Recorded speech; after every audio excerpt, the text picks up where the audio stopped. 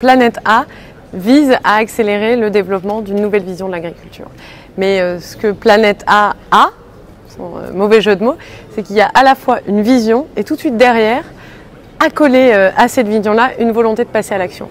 Avec autour de la table tous les acteurs qui, en travaillant ensemble, transforment le modèle économique, transforment le modèle agricole, transforment le modèle social sur lequel repose la conservation des sols, sur lequel repose notre agriculture. Et c'est absolument crucial puisque l'agriculture, et j'ai l'habitude de le dire, fait vraiment le lien entre les préservations du climat et la préservation de la biodiversité. Et c'est tout ça l'enjeu du XXIe siècle. J'ai beaucoup d'espoir parce que je crois que pour l'humanité, c'est l'occasion aussi de sortir d'un système un peu absurde, il faut bien le dire, dans lequel on vit, où on exploite toujours plus de ressources naturelles pour consommer toujours plus. C'est dans un système qui crée toujours plus d'inégalités et qui respecte toujours moins la planète. Et ça ne tourne pas rond. Et je ne suis pas sûre que ça nous rende chacun heureux dans nos vies avec un sens.